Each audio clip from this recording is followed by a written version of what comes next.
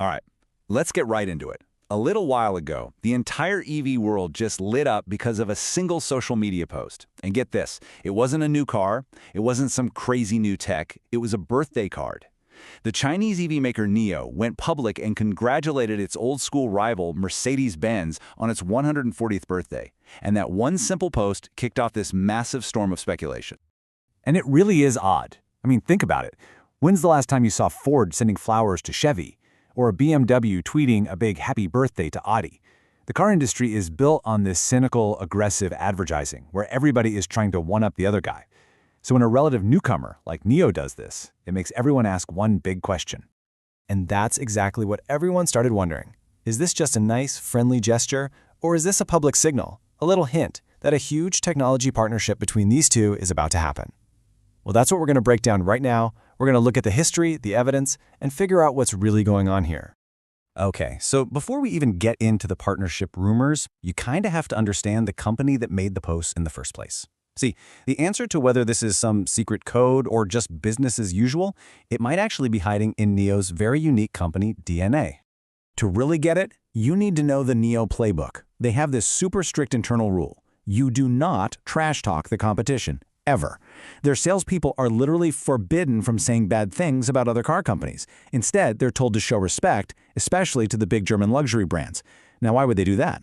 Well, it's simple. A huge number of NIO's customers are buying an EV for the first time, and they're switching over from their gas-powered BMWs, Audis, and, yep, you guessed it, Mercedes. It's actually a brilliant move. Why would you insult the brand that your target customer already loves? And this really just lays bare the difference in how they think. The old school way is all about attack ads. We're better than them. NIO's whole approach is the opposite. They're basically saying, hey, here's what our car can do. Go ahead, test drive ours, then go test drive theirs, and you decide. It's this really confident, hands-off style that tries to take the high road. This quote from someone on the inside really hits the nail on the head. Inside NIO's culture, attacking a rival isn't just bad marketing. They see it as, well, despicable. It's a principle they really believe in. So if you look at it that way, the birthday post to Mercedes wasn't weird at all. It was perfectly 100% in character for NIO. Okay, so the post totally fits their company culture. Case closed, right? Well, not so fast. Because to really understand why everyone is speculating, we have to look at the actual business relationship and the very complicated history between NIO and Mercedes. So, here's the crucial piece of the puzzle. NIO isn't just trying to sell cars. They've set themselves up to be a technology provider. They're actively trying to license out their software and their hardware to other car makers as a way to make extra money. So the whole idea of a partnership, it's completely plausible. And listen, this is not just a theory. We've got real-world examples. It's already confirmed that NIO is working with a supercar maker McLaren, giving them advice and battery tech. NIO has a whole toolbox they can offer, from their SkyOS operating system to their own custom chips, and they are out there shopping it around.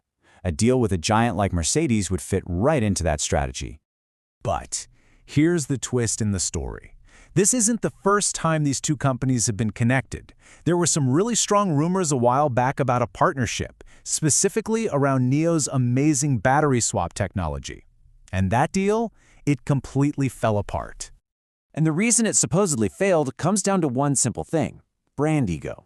The story goes that Mercedes just couldn't stomach the idea of its cars pulling up to a station with a big NIO logo on it.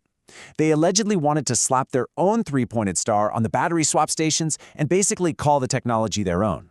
For a legacy brand like Mercedes, admitting they needed help from an outside company, that was seen as a major threat to their whole premium image. Which brings us to the million-dollar question. If pride was such a deal killer last time, what on earth could have changed to make Mercedes even think about coming back to the table? The answer, my friends, is simple, intense, and probably pretty painful: market pressure. Let's just be blunt here. Mercedes has this incredible 140-year history of amazing engineering, but their first steps into the modern EV world, especially in the crazy competitive Chinese market, have been, well, they've been rough. This quote pretty much sums up how the market felt about it. And the problems they're facing are very real. Mercedes actually had to shut down an EV plant in Beijing because nobody was buying the cars. Their electric vehicles were losing value like crazy, they were apparently full of software bugs, and the maintenance costs were through the roof. The end result? They are getting absolutely decimated in the Chinese EV market by NIO, Tesla, and a bunch of other new players.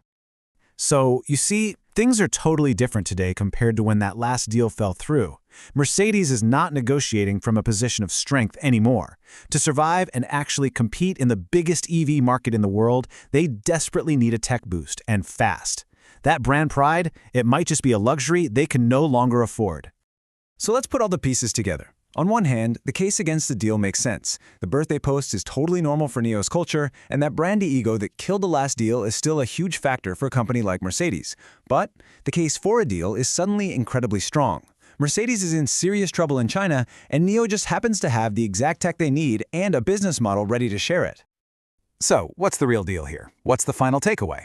Well, the birthday post itself was almost certainly just NIO being NIO. It was a smart, classy piece of PR. It probably wasn't some kind of secret message.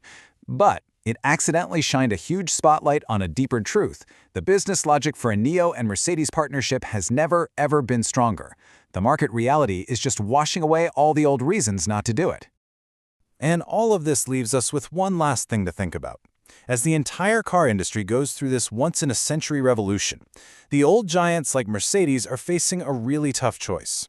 And the question they have to answer is the one you see right now. For them, and for the whole industry, the answer to that question could decide who wins the future of the automobile.